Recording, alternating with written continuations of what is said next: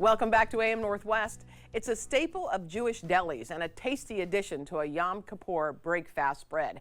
Here to share her take on smoked whitefish salad, we welcome back the author of Braids and host of the podcast Food Friends, Sonya Sanford. Great to see you. So good to see you, Helen. Okay, now explain this whole tradition to me. So tonight starts Yom Kippur, Okay. which is also known as the Day of Atonement. Okay. It's one of the most important holidays in the Jewish year, and even less religious or less observant Jews will celebrate Yom Kippur, and you do so by fasting from sunset to sunset. Okay. So break fast is a really big deal, and break fast is what happens at the end of the fast, obviously, break fast. Yeah, gotcha. And there's traditions that have formed around it, especially among Ashkenazi Jews, Eastern European Jews. Having spreads from a deli is a way to ease back into eating, because you don't necessarily want a heavy meat stew or something. Sure. So there's this custom of having a spread of salads, egg salad, cream cheese bagels, and of course smoked fish is very important in the Jewish culture. Okay. So, and especially here in the Northwest. So I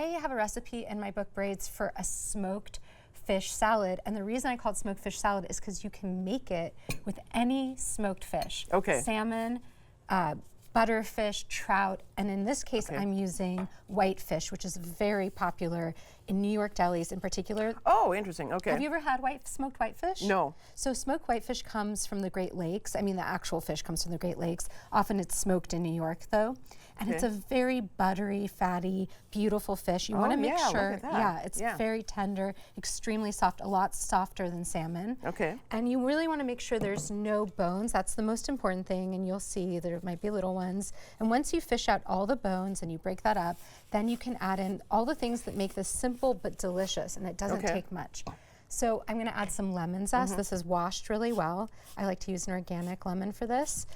And then, is there a difference in taste, you think? No, it's just that there's no wax or additives to the peel. That's, of course. But if you can use whatever lemon you have, and I like to add a little lemon juice as well, because that will just brighten up that richness of the fish. And then, and the reason you do it with your hand underneath is to grab the seeds in case they pop. No one likes seeds in their salad. No. And then there's this again, really simple. There's mayonnaise, good mayonnaise. I like to use one that, not the cheap brand, because it's really there's not that many ingredients here. And then a little bit of sour cream or Greek yogurt. Oh, okay. Just for a little creaminess and tanginess. If you don't want to add that, you can absolutely leave it out. And then this is the most important part, fresh herbs. When you're dealing with a smoked fish, again, it's so salty, it's so fatty, it's so smoky. You really want to balance it out with something fresh and bright, like the lemon, but also dill and parsley. You could do tarragon, chives, scallions. If you really wanted to stretch this, you could also add celery to the salad. Oh, okay. And then I'm going to have you mix that all up. You bet, you bet. Yeah, just go for it. You can be really aggressive. Okay. And get it all. There you go.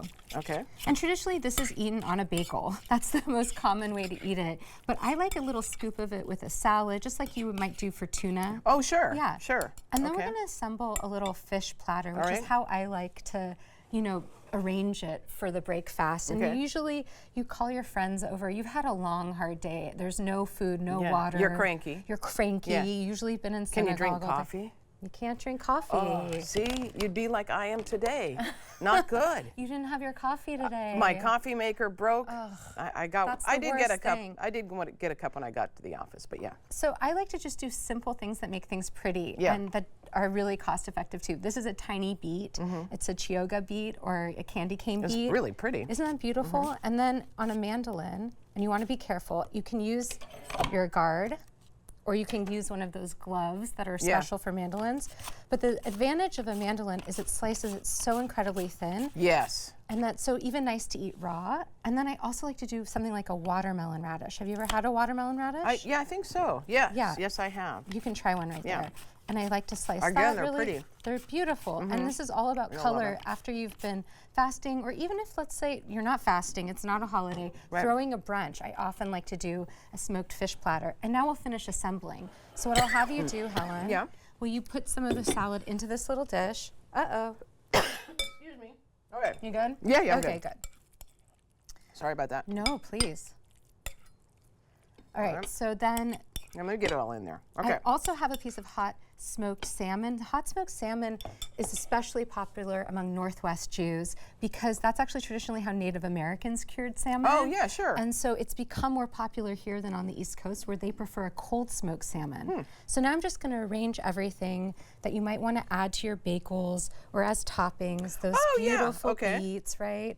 Just make it look so pretty and colorful. You can add a few lemon slices too, so people can add an extra squeeze on their bagel. Oh, sure. And then that's really the fish platter. Okay. It's like colorful, it's festive, and it really welcomes you after a rough, cranky day. Right. And then I serve that alongside some egg salad, some bagels, some crackers. And that's with trying it with usually having a piece of bagel with it as well. You make a little open-faced sandwich, and then if you want to try a little bit of the smoked fish, yeah, please. Okay. Tell me what you think of smoked whitefish. Oh, that's good. Yeah. That's really good. It's a very meltingly soft fish. Yeah. The recipe for this and the egg salad and all these things are in my book and on my website. All right. And also, let's talk about your podcast, because that's going really well, too. Yes, and we have lots of hosting ideas on the podcast. It's Food Friends, Home Cooking Made Easy, where we share trusted recipes, how to navigate the myriad of cookbooks and recipes on the internet, what really works for home cooks. Yeah. And I would think, too, that you get a lot of people who contribute saying, I tried this recipe, but add this in my family, which I like, too. Or like today, a listener just chimed in that they make egg bites at home, and we were having trouble with our egg bites sticking to our muffin tins. And she told us silicone muffin tins are the way to go. They're the way to go. Yes. Look at that. Good one. All right, we'll put all that information for you on our website. Again, Braids is the name of Sonia's book. Food Friends is the name of the podcast. We'll put that on our website at katu.com. Sonia, thank you so much. Good to see you, Helen. All right, we'll be right back with more AM Northwest. Don't go away. That's really good.